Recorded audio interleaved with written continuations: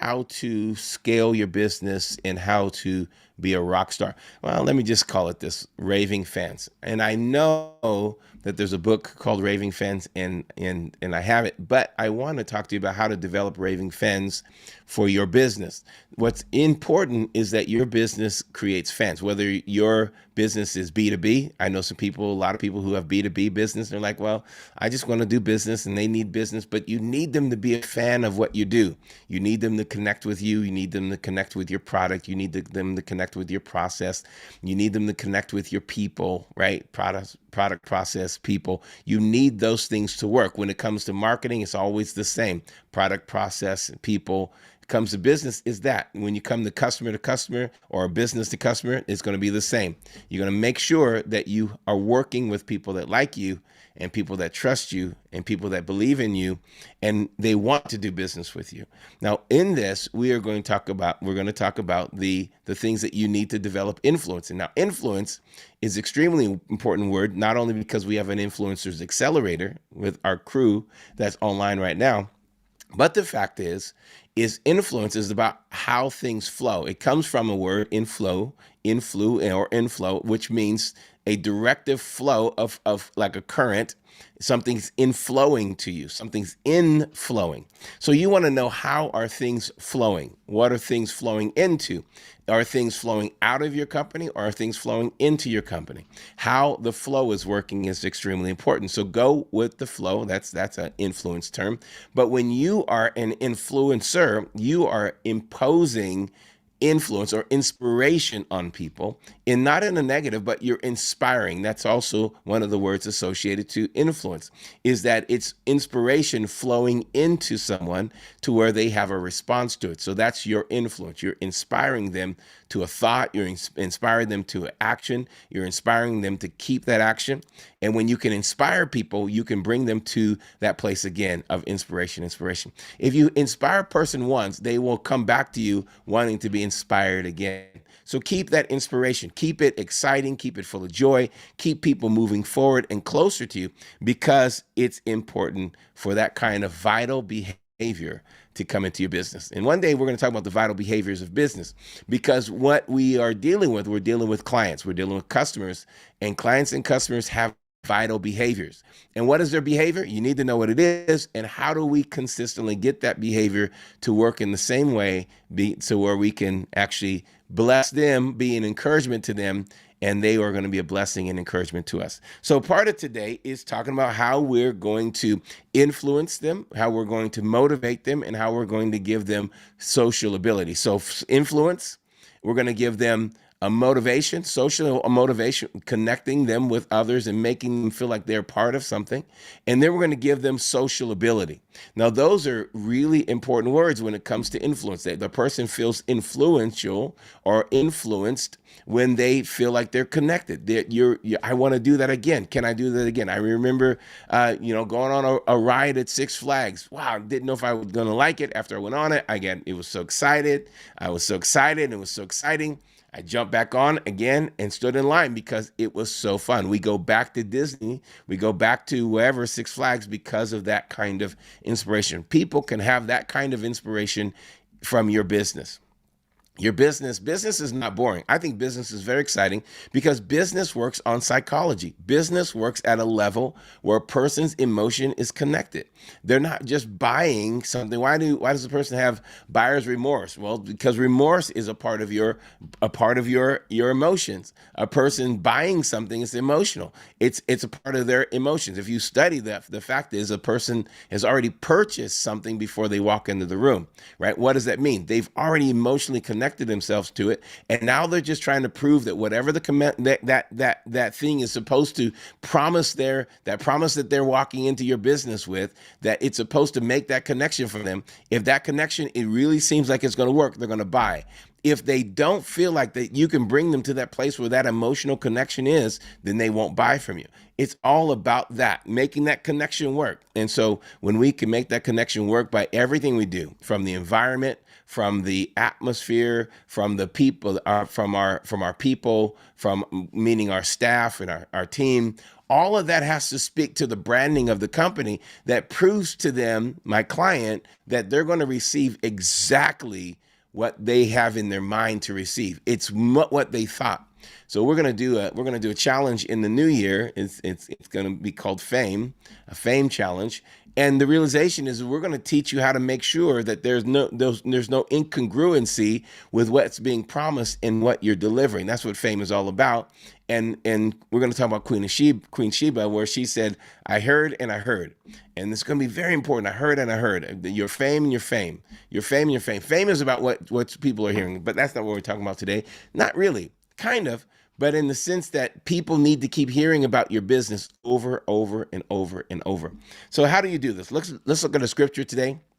We'll look at a scripture. Genesis chapter 12, verse 1. It says here, "Now the Lord had said to Abram, 'Get out of your country, from your family, and from your father's house to a land that I will show you, and I will make you a great nation.'" For some of you that are just swinging by one of these, our platform today, I'm reading out of the Bible because, first of all, we believe that the Bible is the greatest success book there is out there, that God has taught us how to be successful. The Bible actually says, the scripture actually says, that if you read the Bible, meditate on it, give yourself to it, you will make for yourself great success. You'll make for yourself a prosperous way. And so that's why we read the Bible. We read other contexts as well, but this is where we're taking our text from today. So it says in verse 2, says, "I will make you a great nation. I will bless you and make your name great, and you shall be a blessing." And you shall be a blessing. One of the things that's extremely important is to know that you're not in business just to be blessed. You're in business to be a blessing. Your business should be a blessing to someone, and you should know who that is. What is your target person that you're blessing? That they're looking for what you're offering, and they will pay you for what you're offering because you're there to be a blessing to them.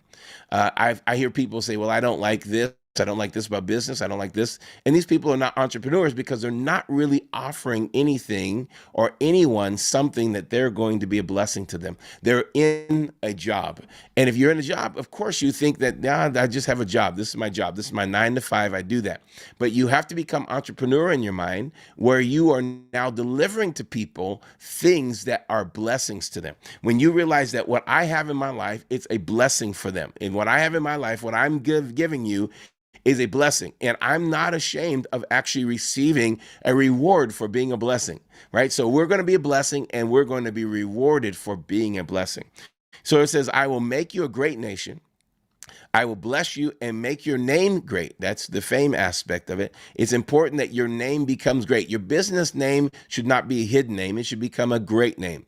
People should talk about it. People should hear about you. People should hear over and over your name. You know, I didn't know what your company was. I just kept hearing the same thing over and over and over. It's like the Affleck duck, right? The Affleck, most people didn't realize what Affleck was. They thought it was interesting, but they kept hearing Affleck over and over and over, because that is a name recognition that they wanted to drive. Then over about 5 or 6 times of hearing it, you go, "What is this product?" And you find out that it is actually insurance for businesses, right? For employment, right? So you have to understand that there is a revelation that you need to pursue. There's something you need to pursue. What am I blessing people with? And is my name great in being a blessing? Do people associate me with being a blessing? And is my name growing in greatness because I'm blessing people? Now, that's important, that you are going to, whatever your widget is, whatever your business is, whatever your service is, whatever your strategy is, whatever it is, make sure that you're leaving people blessed blessed, and then your name is going to increase in greatness. And you want that. You want people to have a name recognition. You want people to recognize you. You want people to say, "Oh, I'm going to Target." Well, you know exactly what that is. If you're in America, you may not know it outside of America if you're paying attention today.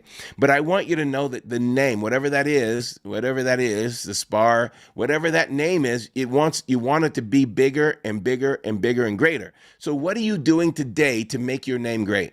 The name of your business, not just your name, but your name great. So you see like someone like Elon Musk and Tesla.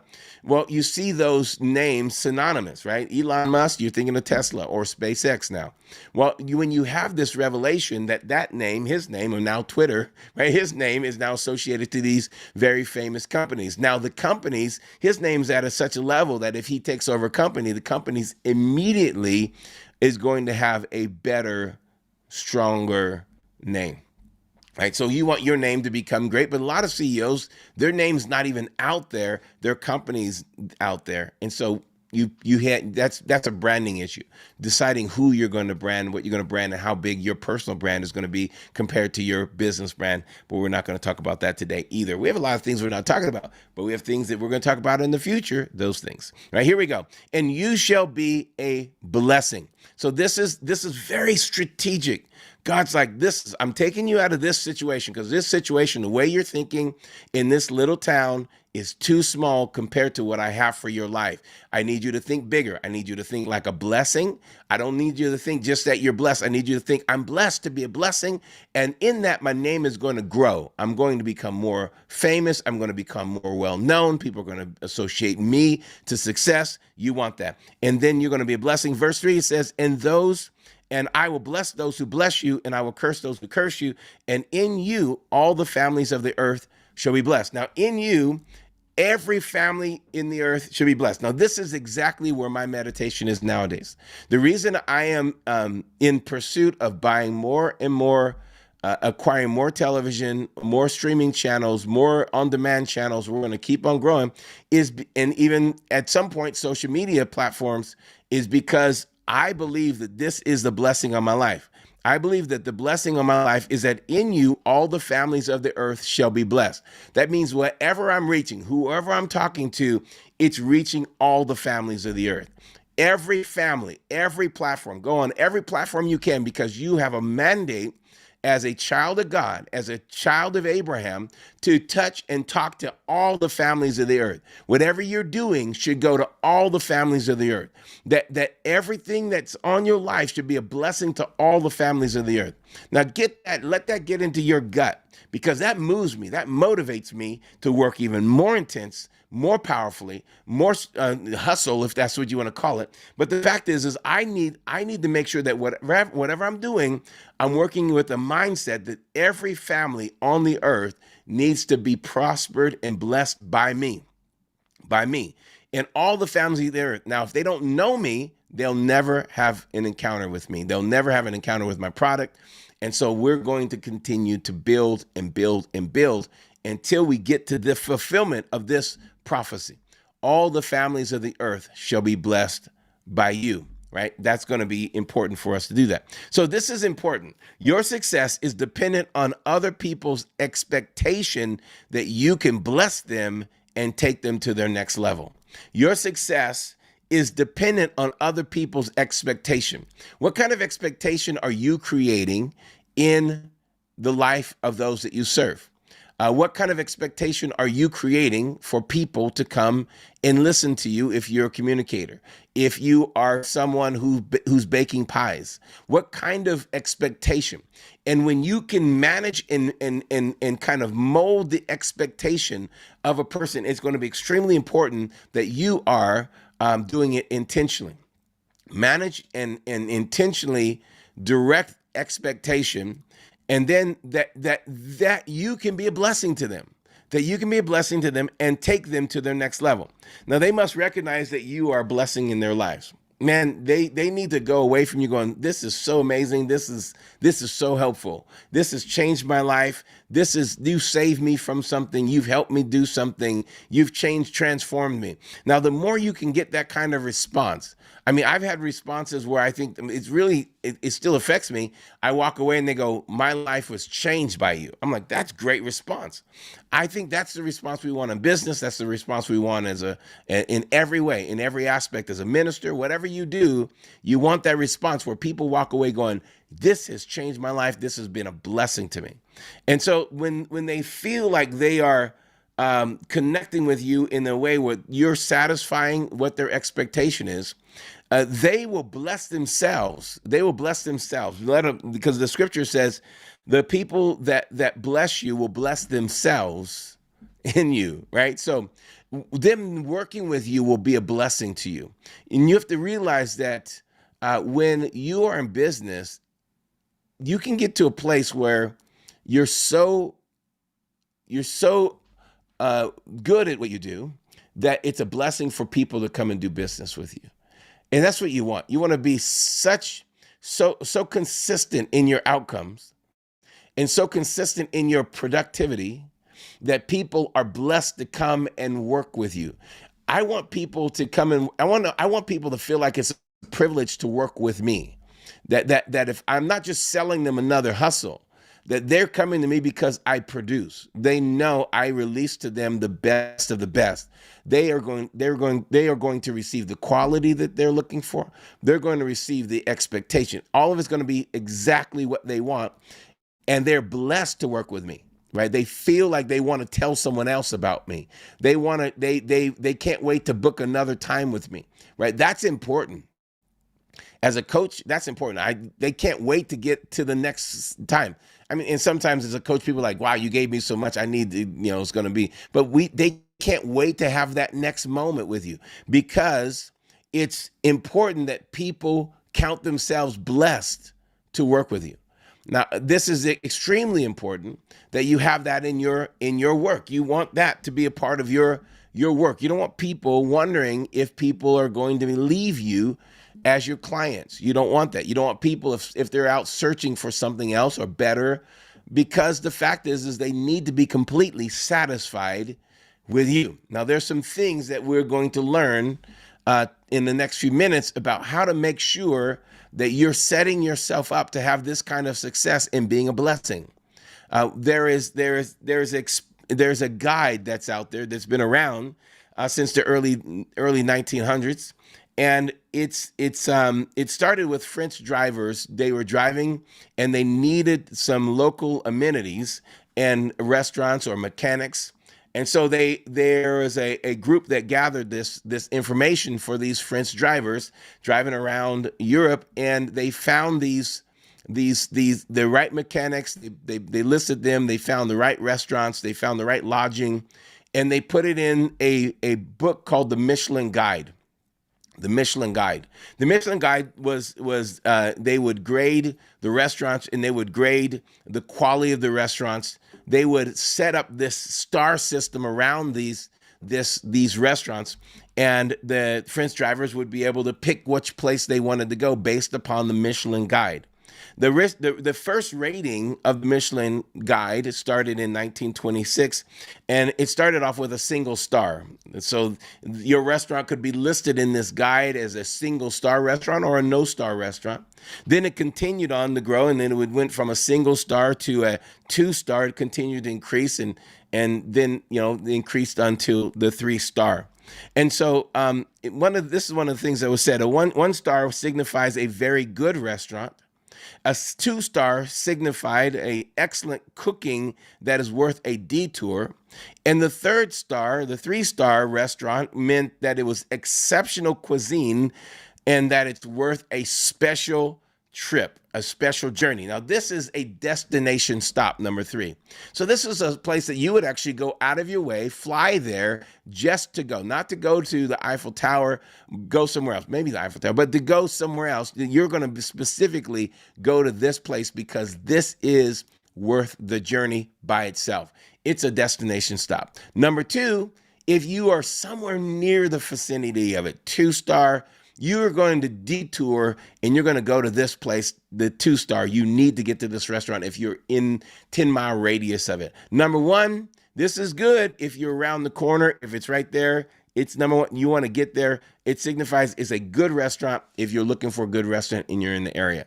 Now, these are great ways to determine whether or not you're serving people at a level that is beyond what someone else is serving, that they're blessed to be with you. They're blessed, and they bless themselves by coming to your restaurant. They bless themselves by coming to your doctor's office. They bless themselves by coming to you as an attorney. They bless themselves. They know, if I work with you, this is going to work out good for me. That's what the Michelin star was about. The Michelin stars still are about this idea of, I'm going to go there. If you're 1-star, it's good. They have good food. You're going to love their food. It's going to be excellent. You're going to enjoy yourself. It's going to be excellent, right? Number 2, oh, man, if you're anywhere near that place, you're right there, a couple blocks away. Forget about the Wendy's.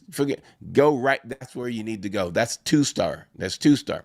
Number 3, if you want to take your wife or your husband on a trip and you want to go, listen, you need to get on the plane, train, plane, cars, automobiles, bicycles, get there. This is the place you need to go, because this is a 3-star restaurant. It's worth the destination journey itself.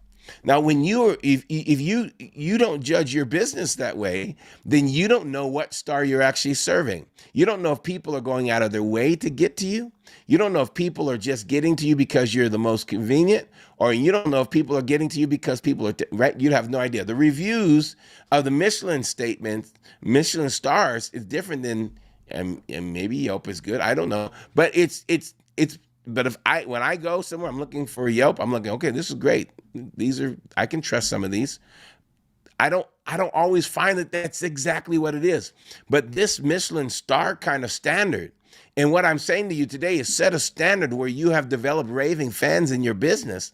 Set some kind of standard where people are so raving about what you do and who you are that it has this kind of standard to it. Number 1, they're going to come to you because they just want good food. I'm going to use the food analogy, although you may be a dentist, right? They're going to come to you just because they want someone that's trustworthy. Number 2, they're going to come to you, 2-star, they're going to come to you because they don't care if they have to drive an extra hour to get to you, but you're in the area. So if I'm going to go to you. If I'm going to pick out someone that's a dentist, I'm coming to you because you're the best in the area. Would I fly across the country to you? Maybe not. But if you are number 3-star Michelin level, then you need to understand, I'm willing to travel whatever distance I have to get to you, because the quality is superb. It's the best. There's nothing better. You offer the best in the world at what you do. You are the best in the world. And I want to challenge you. If you're an influencer, if you're a kingmaker, if you're one of these that are part of our lives, I want you to be the best in the world at what you offer, because that's what's going to bring a blessing to the world, that you're the best in the world at what you do, right? So the Michelin star it's exactly what you think it is. It started off by the tire company because they had these drivers and they were driving around. So the Michelin star is still handed off to restaurants by a rubber tire company. And when you understand that they have given there's such status and such, status with the stars, is that Gordon Ramsay reportedly cried when he lost one of his Michelin stars. The guide stripped him from one of his stars because they said his food was erratic in his New York restaurant. Now, Ramsey said that he explained that it was like losing a star was like losing a girlfriend. Now, that's pretty intense. It was like losing a girlfriend. It's brokenhearted, just brokenhearted. That's how intense this star is. And I want you to put some kind of degree of scale, some scale of judgment on your own ability, on your own delivery of blessing. How are you being a blessing to people in such a way that you don't want to lose stars? I know that there's a critical online culture. I know that's true. But if we can rise to a level of 1, 2, and 3 stars in this kind of critical online culture where people really don't even need to experience or don't know what the best of the best is.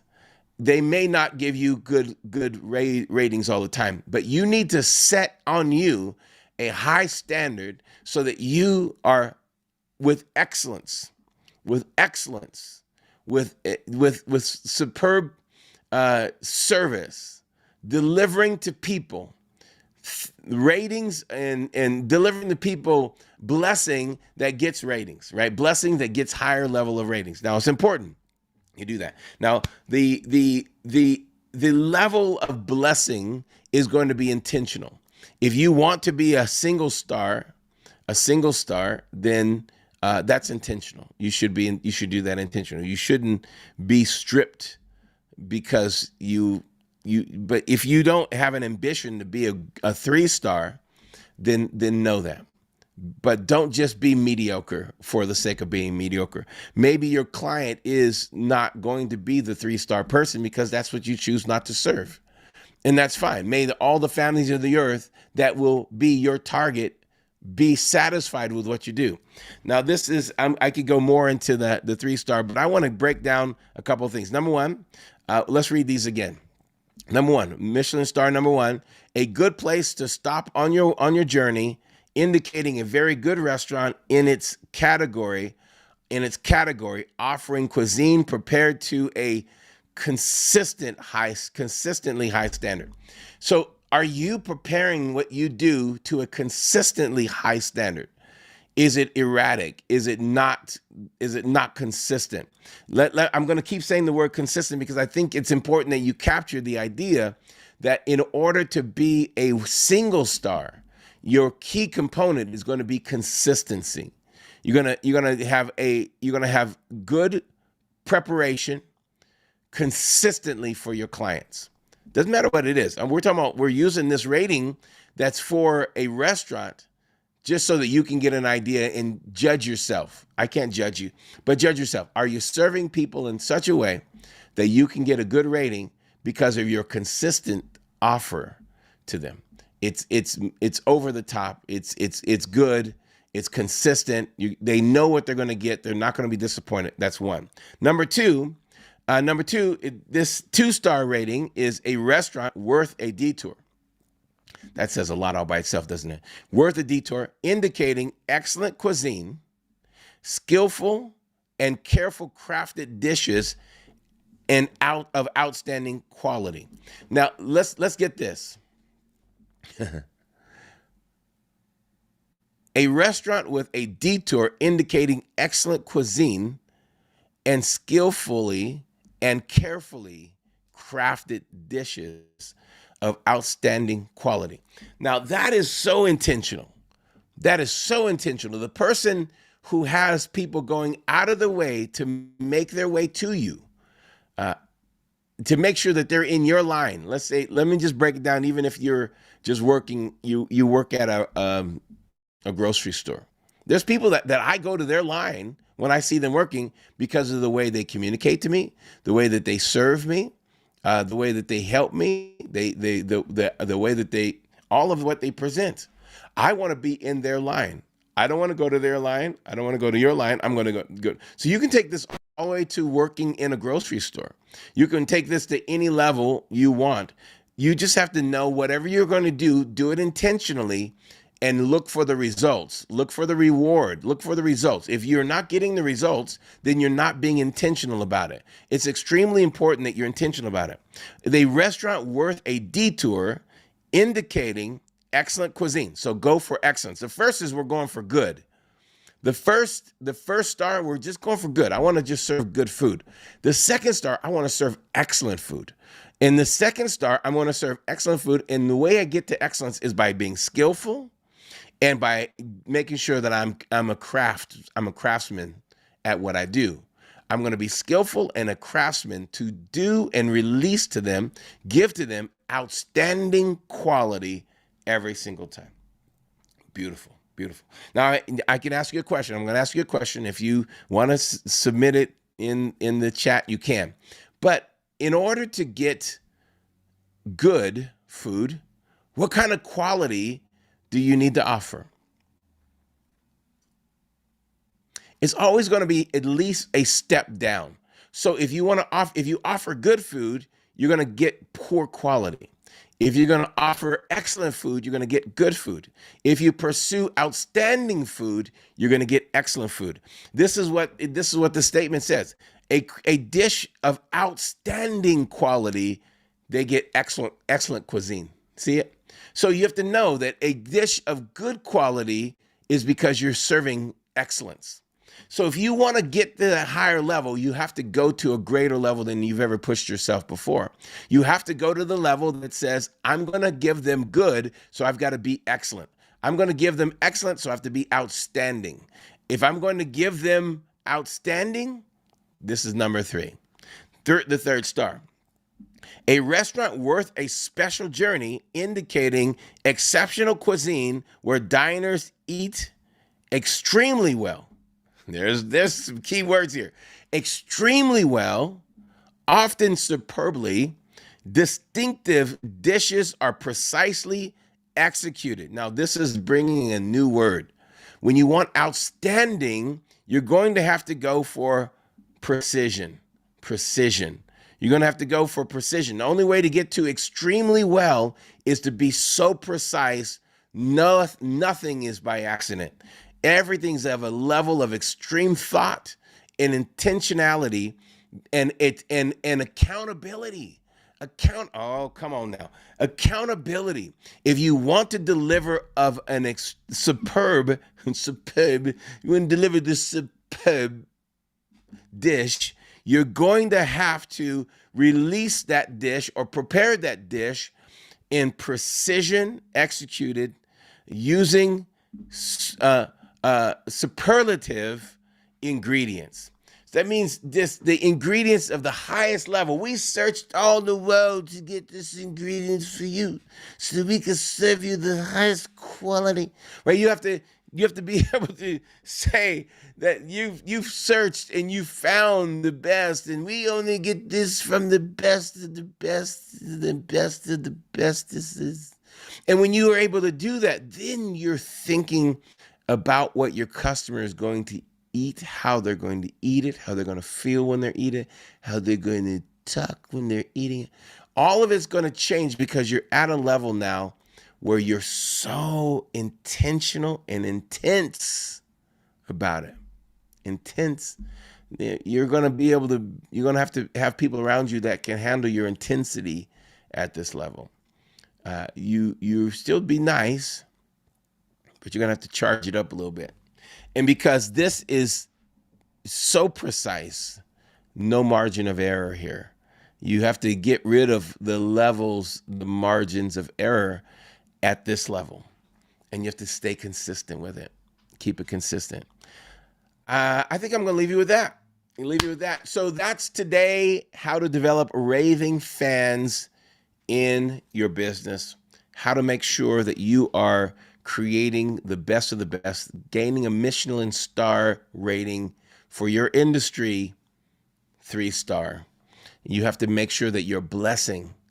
You're blessing. You're going to be a blessing to people. They're going to be so blessed. It's a privilege to work with you. This is Tracy Armstrong. So glad to connect with you. Go ahead and like, share, subscribe, put the notification up there so that you'll know that we're logging in when we're logging in. We'll see you next time. Thanks.